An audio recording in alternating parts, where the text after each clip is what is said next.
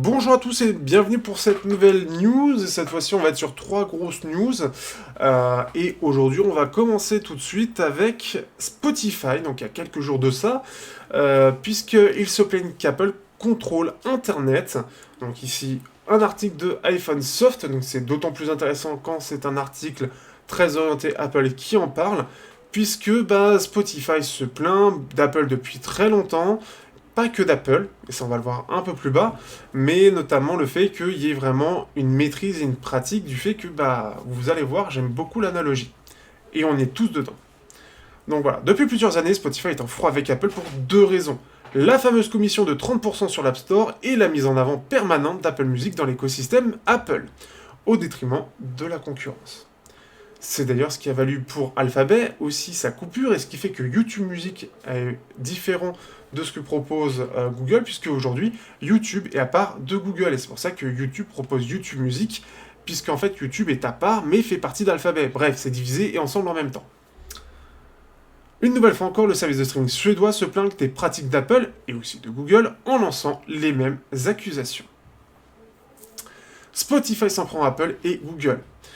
Le PDG de Spotify, Daniel Ek, a récemment remis en lumière la position dominante d'Apple sur Internet, qualifiant l'entreprise de gardienne autoproclamée d'Internet. Lors d'une interview avec le Financial Times, Ek a exprimé son mécontentement vers Apple, incitant les autorités britanniques à prendre des mesures strictes contre Apple et d'autres entreprises du même acabit. Pour que ce soit lisible, je vais vous zoomer tout ça. Il pointe du doigt la difficulté pour Spotify d'exploiter pleinement les ressources technologiques fournies par Apple pour encourager une concurrence saine sur la plateforme. Selon Eck, la domination d'Apple et de Google façonne l'accès à Internet pour près de 4 milliards de personnes à travers le monde. En séjour au Royaume-Uni, Eck soutient vivement un projet de loi qui s'inspire à imposer un contrôle plus rigoureux sur la concurrence dans l'arène numérique. Ce projet est actuellement en discussion au Parlement britannique, mettant l'accent sur l'importance cruciale de la réglementation de ce secteur. Au cours de l'interview, le PDG de Spotify compare Apple avec un gigantesque centre commercial où tout est contrôlé par le propriétaire des lieux. Il imaginait qu'il s'agissait d'un centre commercial et que la moitié de la population britannique se trouve dans ce centre commercial. Donc effectivement, on peut comprendre un peu l'idée derrière ça. Parce qu'effectivement, vu qu'on va être sur du Apple ou vu qu'on va être sur du Google, tout ce qu'on va faire va être lié au Play Store. Et donc toutes les limites qui vont être imposées vont être par rapport au Play Store, mais aussi l'interface. Donc si forcément Google a des services à mettre en avant, et bah forcément les autres services similaires ne vont pas être aussi présents, ne vont pas pouvoir autant se vendre. Mais c'est tout le problème des grosses entreprises. Plus on est une grosse entreprise, plus on doit être gros face à la concurrence, plus on doit être gros, plus on doit proposer de services. Daniel Ek sous-entend par là que le propriétaire du centre commercial impose sa politique, accepte ou refuse les boutiques qui ont le droit de s'installer et taxe une grosse commission, les fameuses 30%, sur les achats réalisés dans les boutiques. Le problème, c'est que la moitié de la population britannique se trouve dans ce centre commercial et n'a pas la possibilité de sortir pour aller vers un autre centre commercial. Si en fait. Ah oui, dans le sens où Apple, comme on a ce côté écosystème, une fois qu'on est dedans, il est extrêmement dur d'en ressortir. Si nous n'avons que Apple, on n'a que du Apple, du coup, aller ailleurs, on perd forcément ce côté où on a le côté écosystème que tout le monde met en avant, on perd ce truc-là. Et du coup, ça enferme les gens là-dedans, et ça donne pas envie de sortir de ce centre commercial. C'est quelque chose qui est effectivement très problématique, et que d'ailleurs même beaucoup d'utilisateurs Apple dénoncent tout en l'acceptant en même temps, parce que c'est devenu trop pratique pour eux. Donc ici, voilà, Eck pointe du doigt ici le souci de l'ouverture aux stores tiers dans l'écosystème Apple. C'est moins le souci avec du côté de Google, même si ça s'est beaucoup refermé avec les années. En effet, plus on est gros, plus on doit rassurer les utilisateurs, et plus on doit rassurer les utilisateurs, plus on doit fermer son système. Et ça, malheureusement, c'est compliqué. Mais c'est le cas dans toutes les entreprises. Même au niveau du fonctionnement d'une entreprise, plus vous devenez gros, plus vous devez contrôler quelque chose qui devient difficile à contrôler. Donc plus vous allez segmenter et sécuriser chaque étage, chaque partie, parce que vous avez besoin d'avoir quelque chose de plus sécurisé pour l'extérieur, mais comme l'intérieur, et avoir une meilleure gestion. Donc c'est tout un très très gros problème qui forcément, du côté aussi de tout ce qui est services tierces proposés, c'est beaucoup plus compliqué d'y accéder, parce que malheureusement, c'est comme tout, il y a toujours des abus. Spotify n'a pas mâché ses mots en critiquant les politiques de l'App Store d'Apple, affirmant qu'elles offrent à Apple un avantage indu, en particulier vis-à-vis de son service Apple Music. La tension entre Spotify et Apple n'est pas nouvelle, elle s'est intensifiée avec une enquête en cours menée par l'Union européenne, à la suite des allégations antitrust portées par Spotify. La législation à venir en Europe concerne le marché digital pourrait contraindre Apple à opérer d'importantes modifications sur l'App Store et l'iPhone, en permettant notamment l'accès à d'autres boutiques d'applications et le chargement latéral. Ces changements pourraient marquer un tournant dans la manière dont les géants du numérique agissent et dans la manière dont les utilisateurs accèdent à leurs services. C'est quelque chose qu'on connaît déjà et depuis très longtemps, notamment sur les navigateurs de recherche, où Microsoft justement, mais aussi Google, ont été épinglés sur ce truc-là, puisque forcément, comme on lance en général ce qu'il y a sur le téléphone, et qu'est-ce qu'on va lancer? Chrome du côté de Google, avec le navigateur de recherche Google. On va avoir Safari du côté d'Apple. On va avoir Edge du côté de Microsoft avec Bing. Et ce qui fait que malheureusement, en fait, l'utilisateur n'a pas ce choix. Et donc, forcément, qu'est-ce qui se passe? Les autres navigateurs se font littéralement écraser par le fait que les services soient déjà intégrés sur l'endroit où ils le vendent.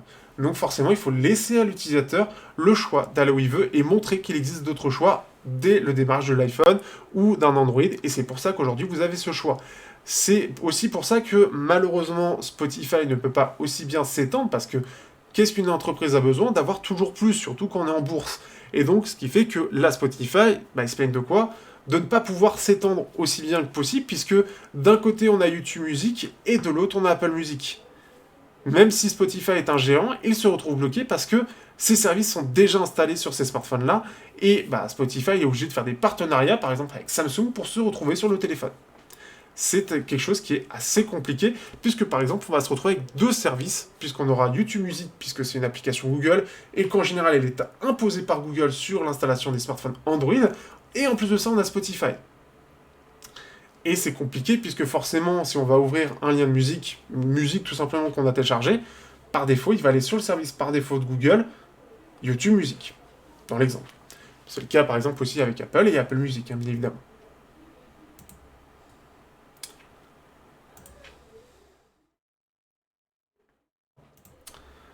Parlons d'autre chose et parlons de périodique audio. On avait parlé déjà du DAC Bluetooth, ils font beaucoup d'intra mono driver. En fait, ils ne font que ça. Et ce qui est intéressant, et ce que j'ai vu, c'est un article dédié. On sent que le mec est en tout cas le mec qui gère périodique audio, est quelqu'un qui est très amoureux de ce qu'il fait, très amoureux de la musique et très amoureux de la conception d'intra en driver dynamique. Et ici, il est intéressant, et du coup on va traduire l'article, il est intéressant de voir ce qui est expliqué ici par... Ah non, on ne peut pas traduire. C'est pas grave, je vais faire la traduction qui est un peu moins bonne, mais ça va travailler mon anglais. Tant pis. Et lui, ce qu'il promeut, en fait, c'est simplement que les armatures équilibrées, donc c'est les systèmes que vous pouvez voir rectangulaires, ne sont pas aussi performants que des drivers dynamiques. Il n'en est pas fan dans la conception, et il trouve que, en fait, il y a beaucoup plus de problématiques, et surtout, c'est cher pour pas grand-chose, et en fait, on n'a pas un aussi bon son que sur un driver dynamique. Alors, personnellement, et je le dis tout de suite, je ne suis pas d'accord avec ça, mais c'est quelque chose qui est bien à partager pour montrer un point de vue. Donc, ce qu'il dit, c'est que tout simplement, voilà, un intra avec un driver dynamique, c'est quelque chose de très simple. On va mettre notre driver, on va pouvoir jouer un peu sur l'angle, sur le type de matériau qu'on veut utiliser, et ça va être assez simple à utiliser. Là où on va avoir quelque chose de plus complexe du côté de l'armature équilibrée. On va aller assez vite sur le côté intéressant, parce que là, il nous explique un petit peu comment ça fonctionne, mais en gros, un driver dynamique, ça va fonctionner ici, donc c'est ce qu'on voit ici, avec le diaphragme qui est ici, c'est ce qui va permettre un petit peu de faire sonner tout ça, et une armature équilibrée, on va voir tout un système d'aimant qui est présent aussi, mais en fait, en gros, on va voir l'armature qui est ici, avec donc les aimants qui sont ici, qui font vibrer tout ça. Mais c'est plus complexe, et ce qui les rend plus chers. Donc, ce qui fait que, ce qui dit, donc là où on a les coils, traduire la sélection en français. Les bobines, ici, apparemment, de ce que je comprends, elles sont... les bobines, les coils. Est-ce que vous voyez coil ici? Coil, voice coil. Donc ici, elles sont pas fixées. Et ici, elles sont fixées. Donc, take a look set image. Alors là, il explique pas mal de petites choses. Donc, le driver dynamique a juste une bobine de voix et un champ magnétique. Le champ magnétique des aimants et des cônes. C'est ça, voilà. Donc, la partie voix de la bobine, champ magnétique, cône, et ben on a le son. Voilà, c'est ça. Sur une armature équilibrée, c'est beaucoup plus, alors, finiqué. On s'amuse, ça m'apprend aussi du truc. C'est beaucoup plus pointilleux dans le design et dans la construction. Et il peut y avoir beaucoup plus d'erreurs. Là, t'as fiddly bits, fiddly, beaucoup de morceaux délicats. Donc voilà, donc en fait, comme c'est vachement plus petit, beaucoup plus fin, et bah du coup, voilà. Et donc là, il y a 6 couches de choses. Donc on peut voir, hein, donc là, on a le diaphragme, on a ici les aimants, on va voir ici l'armature. Ce qui est vrai qu'effectivement, ça peut être effectivement plus complexe. Et l'avantage, il faut savoir, petite parenthèse, ce type de matériel-là que vous voyez ici, à la base, c'est fait pour tout ce qui est malentendant ou sourd, enfin surtout les malentendants du coup, et pour les systèmes pour mieux entendre. Donc les sonotones, ce qu'on appelle, après je sais plus ça, donc voilà, vous comprenez ça. Et ben en fait, c'est basé sur ce type de technologie. L'avantage étant que c'est tout petit, donc l'inconvénient par rapport à un driver dynamique, c'est que bah, c'est moins bien de base, surtout au niveau des basses, mais ça permet, en étant tout petit, de reproduire du son. Et donc d'être beaucoup plus compact. Donc, alors, qu'est-ce qu'on peut dire de plus? Bon, ça blablate. From a little pin, en gros, pour faire simple, on va pas aller dans les détails, mais je vous invite, si vous avez besoin, vous avez le lien dans la description, parce que le fait de traduire, ça va être très chiant et ça va pas être du tout dynamique. Mais en gros, l'avantage ici, c'est que c'est vachement plus libre, beaucoup moins fixé de l'ensemble, et ce qui fait que ça peut reproduire un son qui est nettement mieux maîtrisé qu'une armature équilibrée où c'est beaucoup plus complexe, et malheureusement, c'est moins bien maîtrisé dans l'ensemble. Donc, about reproducing son. Donc, voilà, donc, le fait de reproduire un son dans un côté beaucoup plus petit, et bah du coup, en fait, autant... donc là, ça va pas être fiable en termes de précision, mais d'intelligibilité. Big Mac alors, pensez Big Mac et filet mignon. Donc, tous les deux sont de la bouffe, mais il y en a un qui est vachement plus goûteux que l'autre. Donc, c'est assez marrant en termes d'analogie de voir ça. L'idée ici, pour montrer un peu cette différence, c'est de montrer ce qu'ils appellent un waterfall. Waterfall, qu'est-ce que c'est? Donc, c'est une chute. Ça permet de voir, donc ici, en gros, tout le long ici, c'est la signature de l'écouteur. Donc, ça permet de voir, on a une basse neutre avec des médiums qui sont un peu en retrait, des aigus qui sont mis en avant, donc après, il faut penser à un truc un peu arrondi ici, avec un creux dans les aigus ici et un pic ici. Donc, on peut voir un petit peu ça. Ce qui est intéressant, c'est de voir le son ici. Et en fait, là, ce qui en découle, c'est le temps que le son va mettre pour s'arrêter. Comme vous voyez, hein, si vous êtes dans une pièce qui est bien isolée, qui permet d'être bien isolé du son, ça ne rebondit pas, le son s'arrête tout de suite. Plus vous allez dans une pièce où le son va rebondir, où ça résonne, plus le son va mettre du temps à s'arrêter. L'idée ici, c'est ça. Forcément, qu'est-ce qui est le plus dur à arrêter? C'est la basse qui met énormément de temps à s'arrêter. Donc on peut voir le temps en millisecondes. Donc ici, je crois que c'est 18, 4, 8, 12 millisecondes pour que la basse, environ ici, donc entre 100 et 200 Hz, s'arrête complètement. Et pour les aigus, bah, ça met environ 4 millisecondes. Donc en tout cas, sur ici, un des intras qu'il vend. Donc là, il explique un petit peu tout ce qu'il fait. Donc de 200 Hz à 20 kHz, front, back, etc. Donc là, c'est ce que je viens de vous expliquer. Donc c'est ce qu'il explique aussi, donc ce que je vous expliquais, le fait que ça s'arrête très rapidement. Et là, on va avoir des intras avec en fait des hybrides, donc un driver dynamique et une armature équilibrée. Le problème déjà que j'ai avec ça, c'est quel est le driver de base dont il parle, quel est l'intra dont il parle de base. Donc il parle de son carbone. Est-ce que c'est les mêmes? Est-ce qu'il a utilisé la même chose?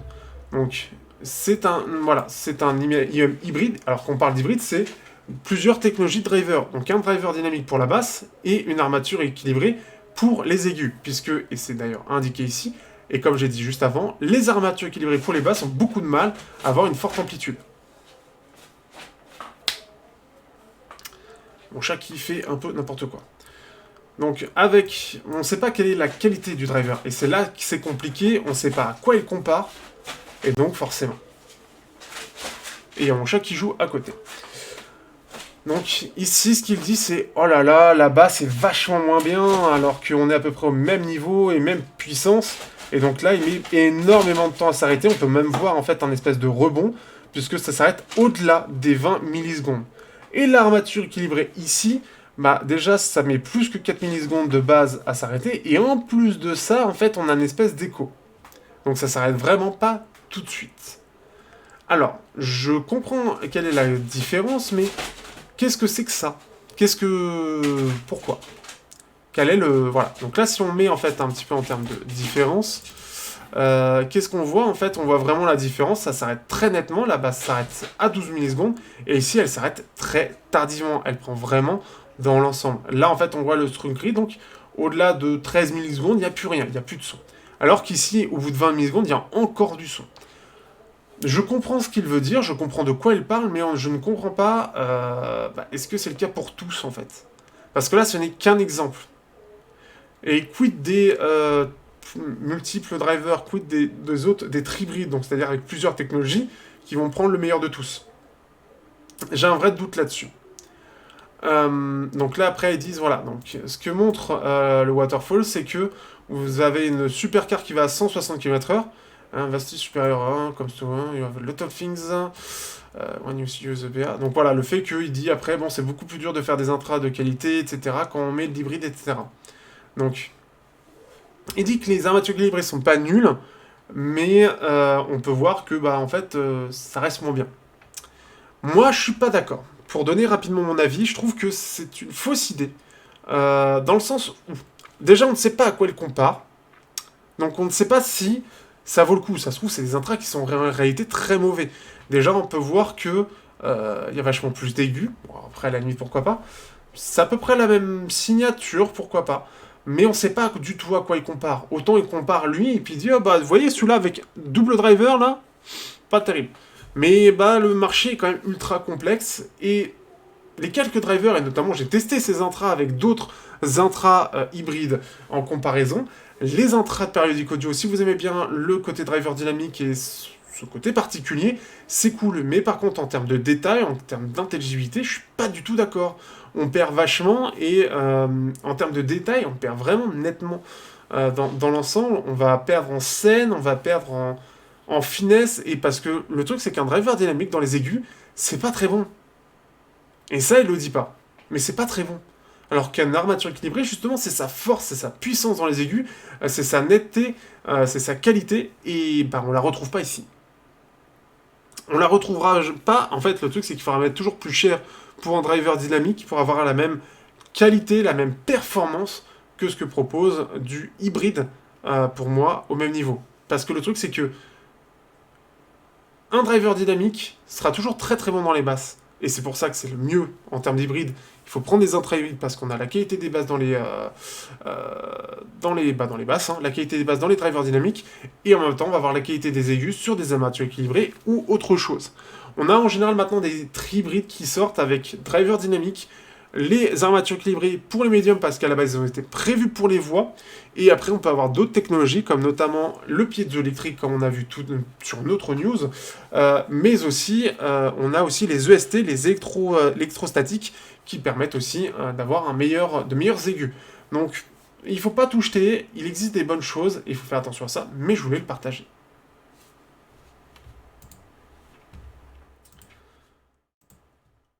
Pour la dernière news, on va faire vite.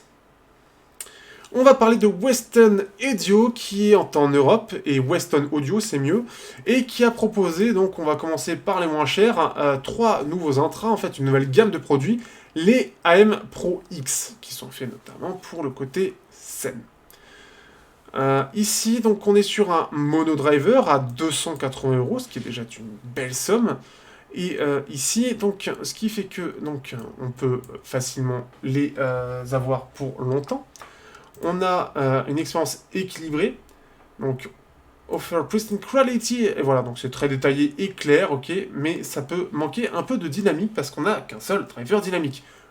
Vous voyez, par exemple, on a ce type de cas aussi. Donc AMX Pro X10 et sont des intras professionnels pour les musiciens avec une ambiance passive. Ok. Donc il y a une interaction. Donc là, ça permet quand même d'entendre un petit peu ce qui se passe autour de nous, notamment au niveau de la scène. Donc ce qui fait que c'est assez intéressant. Les AM Pro X10 délivrent un son précis et détaillé, avec un côté ergonomique très petit. On peut les tenir toute la journée sans fatiguer les oreilles. Donc ça, c'est intéressant. On va voir un petit peu. On est sur du MMCX en termes de connectique. Alors ici, c'est de l'armature équilibrée comme on peut voir. Donc, ce qui fait que ça va être surtout au niveau des basses que cela va manquer. Il faut savoir que sur la scène, c'est assez présent. N'oubliez pas que, par exemple, Eursonix, qui sont des intras qui sont très très reconnus dans le monde de la musique, sont surtout à base d'armature équilibrée. Et surtout pour les pros, ce n'est que de ça. On va voir aussi les AMX Pro, les Pro X20, du coup, qui sont à dual driver. Donc là, les médiums sont un petit peu moins intimes. Donc c'est à mon avis un petit peu moins orienté, enfin c'est un peu plus en retrait. Donc un peu plus de basses et un peu plus d'aigus qui sont mis en avant. Donc dual driver. Et donc pareil, ça fera quelque chose de très détaillé et précis. Donc ici, donc pour toujours les musiciens, avec une excellente clarté, fréquence de réponse, non, avec le côté ambiance toujours, puisque ça va permettre d'entendre tout ce qui se passe autour de nous. Donc en gros, ça élimine un petit peu les deux. Ce serait intéressant, je suis très curieux de savoir ce que ça vaut, parce qu'en gros, l'idée c'est que ce soit quand même isolé, mais qu'on entende quand même ce qui se passe autour. Donc il doit y avoir une gestion au niveau de l'isolation qui fait que ça passe juste ce qu'il faut, et juste au bon niveau, pour que ce soit pas désagréable. Donc là, après, est-ce qu'on sait ce qu'il y a? Donc une solution compréhensive. Dual driver, ok, et il n'y a rien de précis. Alors, on va regarder au niveau des drivers ce qu'il y a. Donc là, c'est dual driver armature équilibrée. Donc en gros, un basse et un aigu. Un basse médium et un aigu. Donc un peu plus performant. Pour le tout pour 429 €. Et vous l'aurez compris, le X30, il a 3 drivers, 515 €. Donc ici, on va regarder directement. Normalement, c'est du triple driver avec une basse et 2 aigus si je ne m'avance. Là, non, on le verra pas, ça a l'air d'être toujours la même chose. Donc là, à slightly less body in the bass. Donc c'est plus orienté sur la clarté, donc il y a un petit peu moins de basse que les autres. Donc ici, clarté, réponse, donc toujours pour les musiciens, toujours la passive ambiance, c'est toujours la même chose. Donc avec ce côté-là. Donc là, on a un son clair, ok, donc confort, etc. etc. C'est la même chose. Donc, première chose, on peut tuner pour avoir plus ou moins 3 décibels de tolérance. Si je comprends bien. Ah non, c'est la qualité du réglage qui va avoir une tolérance d'à peu près 3 décibels pour avoir une écoute équilibrée. Seamless blend, passive ambient, monitoring and touch of natural ambience. Donc il y a vraiment un truc au niveau de ce qu'ils ont fait. Donc ça doit être peut-être cette pièce-là qui joue sur l'isolation et qui fait passer juste ce qu'il faut pour qu'on entende bien ce qu'il y a. Donc là, mais par contre, je ne sais pas quel est le driver en plus. Ici, on le voit pas. Parce que là, voilà. Ok. Donc là, en fait, on avait un seul driver BA. Ici, en fait, on en a deux. En fait, deux en un. C'est un double driver pour les aigus. Donc, ce qui fait que ça peut être intéressant. Il faut voir un petit peu ce que ça vaut. Donc, on est sur du 3.5 en MMCX. Wax Loop, donc ça va être ça. Et c'est assez intéressant. Donc, ici, qu'est-ce que l'on a ? Donc on peut voir le câble assez basique, ça c'est assez classique dans le monde de l'audio pro. On a pas mal d'embouts, pareil assez classique. Une petite boîte de rangement, assez qualitative, d'ailleurs j'en ai une, c'est vraiment qualitatif et c'est très très compact. Donc ça peut être bien pour les musiciens qui cherchent justement des intras très compacts qui sont faits pour la scène, où vous voulez bien entendre ce qui se passe quand même un peu au niveau des gens et rester un petit peu connecté. Donc ça reste intéressant, il faudrait en savoir plus avec peut-être des retours. Donc je pense qu'ici on les aura pas. Mais c'est jamais. Je vais essayer de voir avec la marque si jamais on peut. Je pourrais s'en tester un, ce serait marrant. En tout cas, j'espère que vous aurez apprécié cette petite news. On est sur 25 minutes, je sais, ça fait un peu long. Mais écoutez, c'est comme ça qu'on se fait plaisir. Allez, ciao à tous, n'hésitez pas à partager. J'espère que ça vous plaît et à bientôt.